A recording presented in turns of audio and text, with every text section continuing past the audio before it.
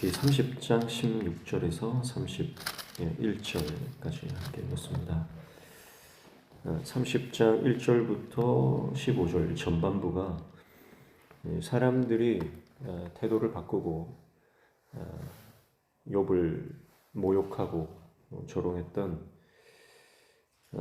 그 장면들을 욥이 묘사를 했죠. 이제 16절부터 오늘 마지막 절까지는 사람들의 그런 태도와 말들이 얼마나 욥을 힘들게 하는지, 자기 자신을 얼마나 비참하게 만들었는지 그것을 말하고 있습니다.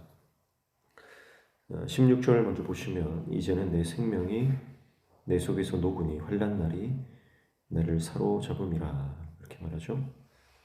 자, 생명이 녹는다 그런 표현을 쓰고 있어요. 우리가 보통 참 마음이 녹아졌다 그런 말 많이 하는데 욥은 이 마음이 녹아지는 걸 넘어서서 생명이 녹고 있다 그렇게 표현하죠.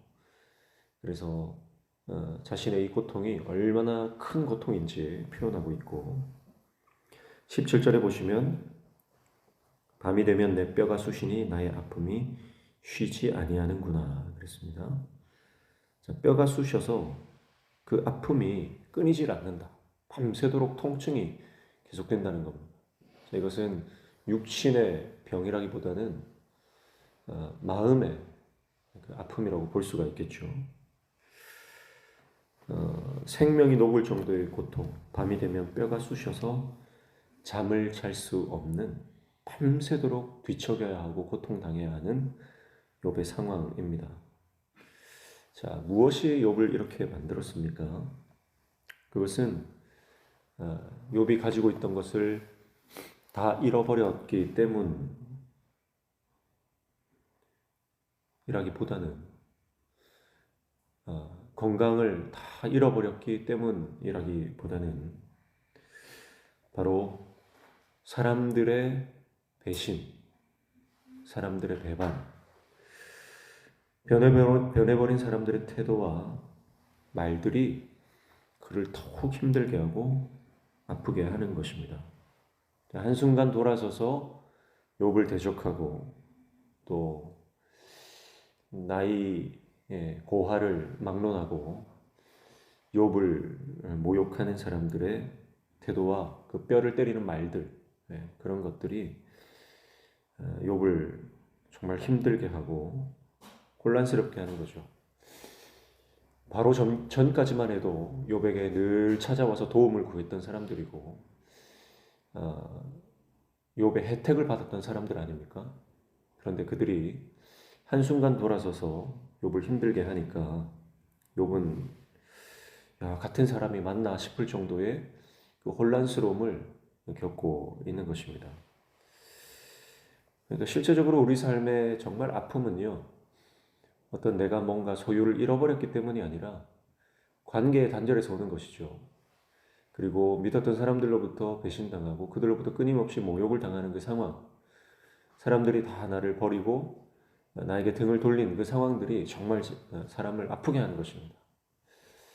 그리고 그 아픔을 또 가중시키는 것이 있어요. 그게 바로 하나님의 침묵이죠. 하나님의 그 침묵은 욥의 아픔과 고통을 가중시키고 배가시키고 있습니다.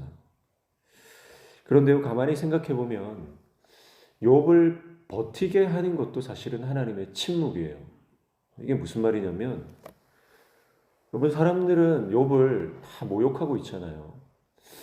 너는 죄인이고 너는 실패했다. 그렇게 사람들은 욥에게 다 한마디씩 던지고 갑니다. 그리고 욥의 가장 가까운 친구였다고 하는 사람들은 욥에게 찾아와서 적극적으로 욥을 정죄합니다. 너무 힘든 거예요. 그런데 하나님은 침묵하시잖아요. 그 말은 뭡니까? 다르게 말하면 하나님이 응답을 하지 않으시니까 참 힘들지만 그러나 욥의 입장에서는 아직까지 하나님은 욥에게 너는 실패자다. 너는 패배자다. 너와 나의 관계는 끝났다는 말씀을 아직 안 하신 거예요. 그러니까 사람들이 확정 선고를 내려도 하나님의 선고는 아직 임하지 않았던 거예요. 그러니까 욥의 입장에서는 하나님의 음성을 듣기 전에는 포기할 수가 없는 겁니다. 하나님의 음성이 그에게 들려져서 이제 끝이다 이렇게 확정 선고가 내리기 전까지는 욥은 절대 포기하지 않습니다. 그러니까 침묵이라고 하는 것이 참 힘든 시간이지만 하나님의 침묵은 욥을 버티게 하는 유일한 이유가 되는 것이죠. 하나님은 아직 너와 나의 관계가 끝났다고 말씀하신 적이 없습니다. 하나님은 이제 나는 너를 포기했다. 너도 포기해라. 그렇게 말씀하신 적이 없습니다. 사람들이 아무리 자기 자신을 향해서 정죄하고 비난하고 모욕한다 할지라도 욥이 버티는 것은 하나님께서 아직 욥의 판결자로서 말씀하시지 않았기 때문입니다. 그래서 욥은 그 하나님의 음성이 들려지기 전까지 하나님의 판단이 임하기 전까지 고집스러울 만큼 자신의 결백을 주장하는 것입니다. 왜냐하면 하나님이 입만 여시면 자신의 결백이 드러날 것을 믿고 있기 때문입니다. 하나님이 말씀하시면 반드시 나를 변호해 주실 것이라는 하나님에 대한 신뢰가 욥의 안에 여전히 있기 때문입니다. 여러분 이것이 바로 욥의 믿음이에요. 이것이 욥의 신앙입니다. 그러니까 아직까지 하나님과의 관계가 깨어지지 않은 욥의 모습을 볼 수가 있습니다.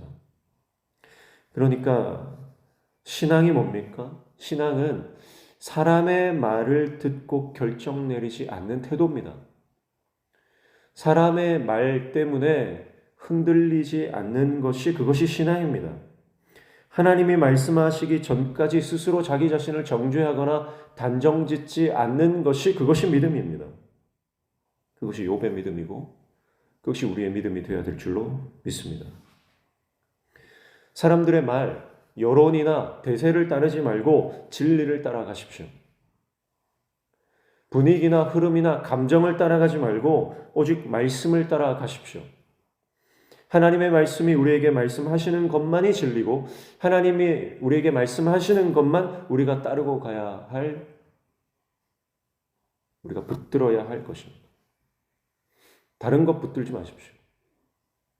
사람들이 우리의 마음을 아프게 하고 우리의 뼈를 깎아내리는 것 같은 고통을 준다 할지라도, 상황이 그렇다 할지라도 여러분 하나님의 말씀이 그렇지 않다라고 말씀하시면 말씀을 믿을 수 있기를 축복합니다. 그것이 욥의 믿음이고 신앙입니다. 사람들은 한순간에 변합니다. 같은 사람이 맞나 싶을 정도로 순식간에 돌변합니다. 그래서 혼란스럽기도 합니다. 그러나 하나님은 변하지 않으십니다. 어떤 상황이든 하나님은 변하지 않으십니다. 하나님은 동일하십니다. 하나님은 신실하십니다. 욥은 그 하나님을 끝까지 의지하고 하나님의 말씀을 기다리고 있습니다. 하나님의 말씀이 임할 때까지 기다리십시오. 그리고 그 말씀이 들려질 때 그 말씀을 신뢰하십시오. 아직 하나님의 말씀이 들려지지 않고 응답이 없다 할지라도 하나님이 반드시 말씀하실 것이라는 것을 믿고 기다리는 것, 여러분 그래서 어쩌면 신앙은 기다림의 연속일 수 있습니다. 그러나 그 시간들이 고통스럽고 힘들고 정말 아프다 할지라도 반드시 그분이 말씀하실 것을 믿고 끝까지 주님 앞에 머물러 그분을 바라보는 하나님의 종들 다 되시기를 주님의 이름으로 축복합니다. 기도하겠습니다.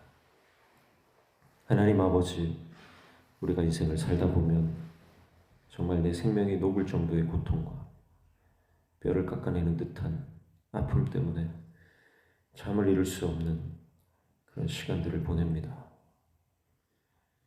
그러나 그 상황을 역전시키시고 위로하시고 다시 일으켜 세우시는 분이 우리 하나님이신 줄로 믿습니다. 상황과 환경과 여론과 대세, 감정과 기분을 따라가지 말고 오직 그 하나님의 말씀 진리를 따라 살아가는 하나님의 종들 될 수 있도록 우리를 붙들어 주시옵소서. 오늘도 이 아침에 주님 말씀 붙잡고 기도할 때 우리 기도에 응답하여 주시고 우리 삶의 모든 막힌 문들이 열려지는 형통의 은혜를 허락하여 주시옵소서. 예수님의 이름으로 기도하옵나이다.